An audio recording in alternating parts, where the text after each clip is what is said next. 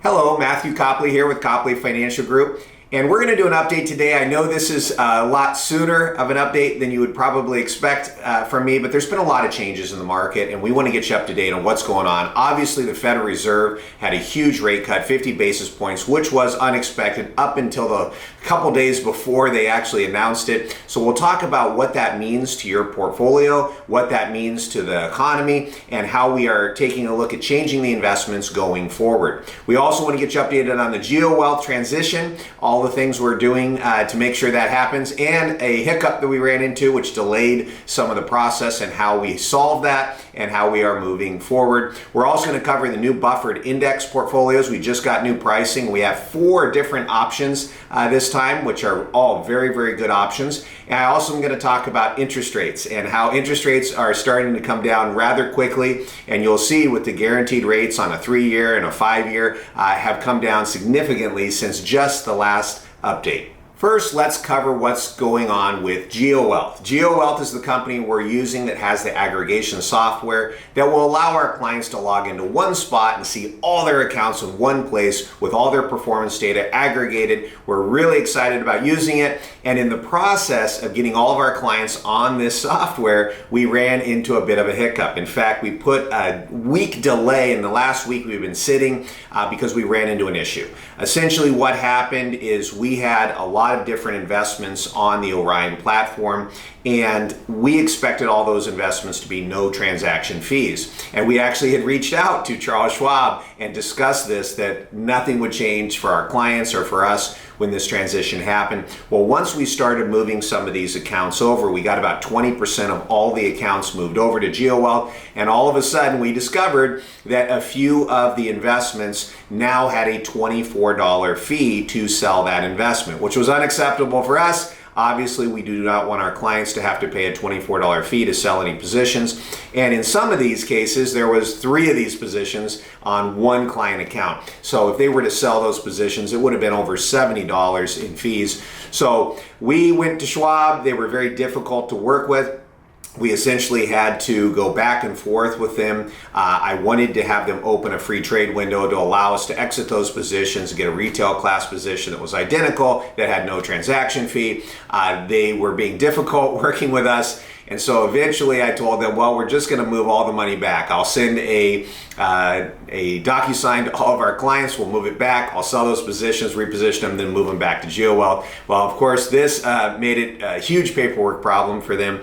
So we solved the problem by having them lower that $24 fee to $5, and then we are going to have GeoWealth reimburse that $5. So our clients essentially pay nothing on this transaction fee. It was a bit of a challenge to get through this whole process. A few of you, not a lot of you, the majority of you, we actually halted it before everything got moved over. So it's kind of just sitting there in Schwab in limbo right now. We are processing everything going forward now, but essentially what's going to happen is anyone who already moved on to the GeoWealth platform, you might see some $5 fees on your statement, and then you'll see a credit that comes in later to reimburse that fee. And so we have solved the problem. It was a challenge, and so that's all being handled. So now we're moving forward finally with transitioning over to GeoWealth. There will be no fees on any of our client accounts, so that was very important to us. And so we wanted to make sure that we were letting you know what was going on and what the delay was. And so everything is going forward fine. Just keep in mind, this does not require you to do anything. You don't have to complete any DocuSigns. We're going to handle everything on our end. There will be possibly some of you that might need to do a few DocuSigns. And this is just for move money forms. For those of you that have a systematic distribution that comes every single month, the same amount, those won't be affected. But for some people that have a distribution form on file where they can just call us and say, hey, I need 5,000 or 10,000, and we can just send it directly to their bank account, those particular accounts, there is a new form that will have to be done. So some of you will get some DocuSigns if you have those distribution forms on file. We'll get those updated. Other than that, everything's moving forward on GeoWealth. We do expect it to be a couple more weeks before we actually are able to send out all the usernames and passwords and get everything in place. Keep in mind that when we first get it launched, it'll just show the Charles Schwab accounts initially, and then we actually have to manually input all the alternative investments. So the annuities, the insurance, all the alternatives in real estate and oil and gas and the other stuff that we do, those have to actually be put in manually by our staff. And so those will come later. Could be another 2, 3, 4, 5 weeks after all the Schwab transitions, but we are working on it and we are doing this for you. The main reason we're doing this is to make sure you can see all of your accounts in one spot, see your totals, see your total numbers. And so I think it'll be a really good experience once we get it up and going. And we're going through all these challenges to make it happen. What did the Federal Reserve do by cutting interest rates 50 basis points? Well, this is a big deal. We expected 25 basis point cut. In fact, more than 90% of all economists going into this were expecting only 25 basis point cut, and we got 50 basis points. It was actually telegraphed a couple days before. It was leaked to the Wall Street Journal, the reasons why the 50 basis point cut was needed. And so this was actually leaked from the Federal Reserve to the Wall Street Journal to let the market know what was happening. And this is, I think, a big mistake. When you look at the data, when you look at the potential for inflation, I think cutting 50 basis points is a real problem. Now, a lot of you may argue, well, the economy needs it, and I agree. The data says that we need to cut rates. If you look at the recession data, this is a real problem. Unemployment is spiking up. Retail sales are really falling off. And we're seeing a lot of things that happen right before a big recession. For example, luxury goods, if you look at the S&P 500 index for luxury goods, are way down. Companies like Nordstrom and Chanel and Louis Vuitton, their sales are down. At the same time, the sales at Walmart are up. And this is a sign that we are going into a recession. This happens every single time. A lot of the luxury goods drop. At the same time, the staples do very, very well. And Walmart and Costco seem to be the only stores that have retail sales improving. Even some of the other low-end brands are doing very poorly. Dollar General, Dollar Tree, all of these are really struggling right now. So looking at the data, what do we see coming? I really see stagflation. I think that the economy is heading into a recession. I think the 50 basis point clearly shows that the Fed is worried about that. The other reason why I think they cut 50 basis point is the government needs it. We are running huge deficits, and the government has to pay interest on treasury bonds and notes. So when we look at the interest that's being paid, the government's paying quite a bit of interest out on these, and this is a huge part of the government budget. We've hit $1 trillion now just in interest expense. It's more than the entire national defense. All of the Pentagon budget is less than the current interest on the national debt. So by bringing those interest rates down, it's going to save the government a lot of money. Unfortunately, who pays for this is all of us. In prices for groceries, gasoline, airline tickets, everything is going up. And I know it's already gone up quite a bit. I think it's going up even more. We are going to see what we call stagflation, a recessionary environment where unemployment is up, economy is not doing so well, but prices continue to go up. And I'm seeing this personally. Normally, when I go shopping at the grocery store, I don't pay too much attention to prices. Normally, I'm focused on getting a great deal on big ticket items, things like investments. I want to get a great deal on an investment. I want to get a great deal on a house or a car or a piece of real estate. I don't pay too much attention to what the grocery store prices are. And I'll tell you, I did pay attention this last weekend. I was at the grocery store and I was going through and I grabbed a box of granola that the kids like to eat. And I just happened to glance at the price and it was $8.49 for a box of granola. This is unbelievable. I kind of was floored. I said, is this right? Can this be real? It is. And then I started paying attention. I was going around the store filling my cart and I couldn't believe the prices that I was seeing on a lot of items in the store. I guess I haven't been paying attention for a couple of years going to the grocery store, but it really surprised me how much prices have gone up. And so this is essentially what I see going forward. I see prices continuing to go up. And of course, a 50 basis point cut should help the stock market temporarily. Unfortunately, if you look at history, when the Fed cuts interest rates, we usually get a short-term blip up in the stock market followed by a big drop. So we are now working on hedging our client accounts. We want to protect you from that potential drop in the future. And so we're taking a lot of steps to make that happen. The steps we are taking to protect the stock accounts include making sure that we are using hedged and buffered positions within the portfolios. Obviously, the buffered index portfolios are a big part of that. and all of you have those positions that we have protected the account in the event the market drops. We actually can make inverse returns and get big reimbursements on losses. We're also going to be taking some steps on some of the other investments. For example, the Copley Tactical Fund, we're also going to be positioning some buffered outcomes inside of that fund. We're also considering taking a short triple leverage position just on a really small portion of the investment in order to protect us from downside risk. How that works is it's a drag on the portfolio. So we might lose 1 or 2% on our investment on the way up because we are dragging the portfolio with a short position. So in other words, if the stock market's up 10%, we might only be up 8 or 9% because we have this drag. But in the event the stock market crashes,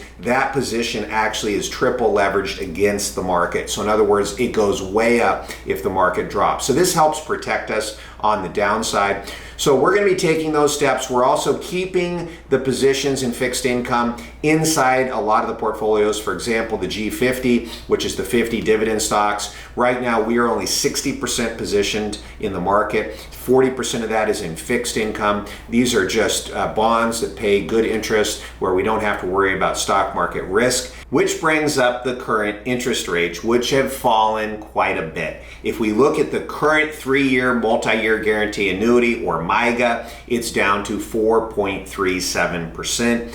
That is quite a bit lower than the above 5% we were getting just a few weeks ago. So again, we can lock a 3-year at 4.37% right now. That is falling rapidly. If you are interested in grabbing those interest rates, I would do it sooner rather than later. The 5-year is down to 4.52% on the multi-year guarantee annuity. So again, the 3-year 4.37, the 5-year down to 4.52%. Now, the current structured notes that we are seeing, the buffered index portfolios, these particular investments actually look pretty darn good. We actually have 4 different options this time. We have one that's tied to the S&P 500. This is a 2-year. It has a 21.7% cap, which means if the stock market over the next 2 years goes up anywhere from 0 to 21.7%, you get the whole thing. So if it's up 15%, you get 15. If it's up 21, you get 21. Now, you are agreeing to give up everything above 21.7. So if the market's up 25 or 30%, you're only going to be up 21.7%. In exchange, we're able to get a 15% insurance policy. It is an inverse return policy, so if the market is down, you actually make the opposite return all the way down to 15%. So if the market's down 10%, you get 10%. If the market's down 15%, you get 15%.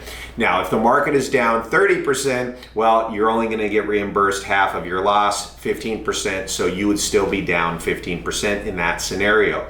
So that is a very good structured note buffered index that we have right now. In addition to that, we have an interesting one that is very similar that I actually think looks pretty darn good.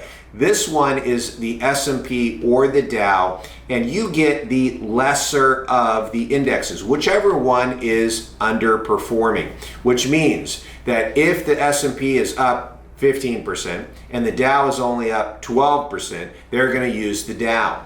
If the stock market, say the S&P is down 8% and the Dow's only down 2%, they're going to use the S&P because it's down 8%.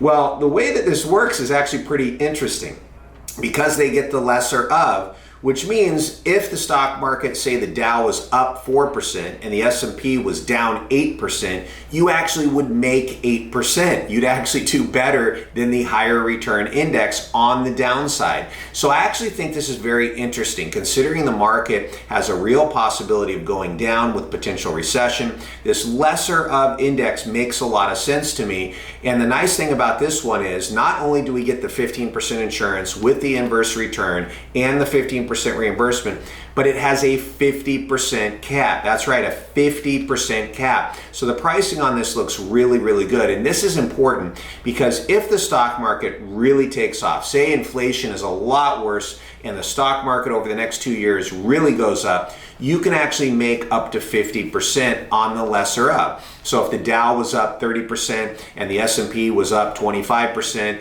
you'd get up 25%, the lesser of the two. But it all goes up to 50%. So if the stock market was up 40 or 45% over that 2-year time frame, you'd actually be up that amount. So I do like this one. They're very similar. One is just pure S&P 500, whatever it is. The other one is the lesser of index. And with the potential if the market's going down, I like the lesser of idea. It is a good option this time around. The other two options we have are very interesting. The first one is a very, very safe option in a buffered index portfolio.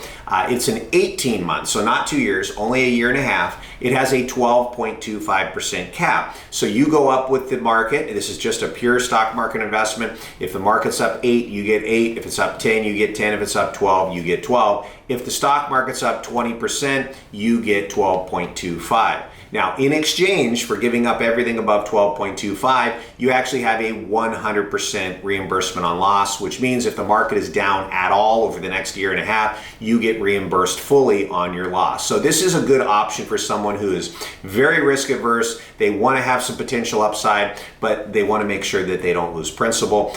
This is a good option. The fourth buffered index portfolio option is actually a really good one for someone who wants to be a little bit more aggressive, has a little longer term time horizon.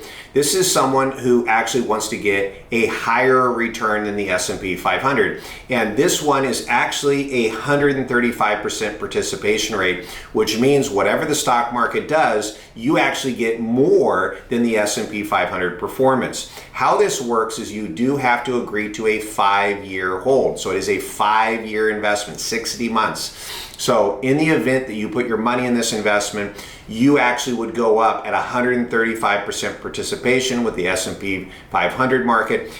What happens is if the market's up 20%, you would actually be up 27%. If the market was up 100%, you'd be up 135%. So when we look at these kind of numbers, it's exciting to say, hey, I can make more than the actual S&P 500 over the next 5 years. This is really for someone who has money in IRAs or Roth IRAs. They're not going to touch it for at least 5 years. You can actually get a higher return. And there's actually some protection on this account, believe it or not. In the event the stock market drops over a 5-year period of time, as long as it doesn't drop more than 50%, you actually get reimbursed your principal. So say the market was down 20 or 30% 5 years from now, you actually would get reimbursed all of your losses. You'd be back to even. So it does have some protection. Now, the catch is if the market is down more than 50%, you actually would take the full loss. So if say the market was down 60 or 70% over the next 5 years, you would actually be down 60 or 70%. I think the likelihood of a more than 50% drop over the next 5 years is an impossibility. I don't think the government would ever allow the stock market to be down more than 50% over a 5-year period. They would create tons of money out of thin air. There would be ridiculous stimulus programs. The nominal value of the stock market is not going to be down that much. It's a virtual impossibility with the current system, the current monetary system that we have here in the United States. So this is a way that essentially you can get a higher return than the S&P to the tune of 135% of the market. Now, it is a 5-year time commitment. So again, it's got to be for someone who does have that longer time horizon, that wants to have a higher return than the S&P 500, but has the time to wait it out.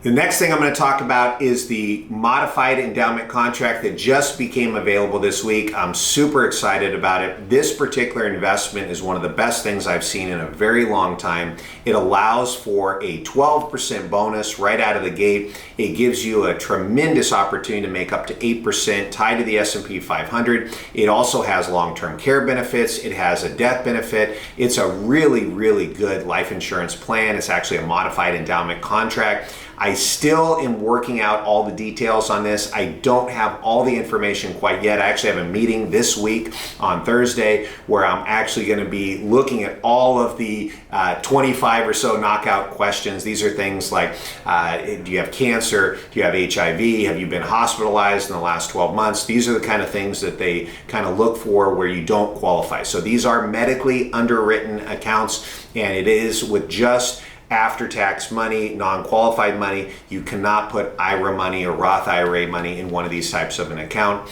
The advantage of this is obviously the tax-free long-term care benefit, the tax-free death benefit. Say you were 60 years old and you put in $100,000, it's worth $200,000 on day one, for a life insurance benefit, all tax-free. Long-term care might be $150,000. So the gain in that account is tax-free. That is the benefit. That's why the retirement accounts are not an option. It actually has to be non-qualified cash money. I'm getting more details on this. I know a lot of you are excited. A lot of you have called and want more information on this. We're going to get it out to you as soon as we have it. I just want to make sure I understand all the medical underwriting and how it works. And so we'll have more information here shortly. One other housekeeping item I want to mention is our attorney on staff that does all the living trusts here in the office. I know a lot of financial advisors out there don't even have an attorney on staff. We obviously do, but it is one attorney on staff. Our attorney is actually going to be on an extended vacation.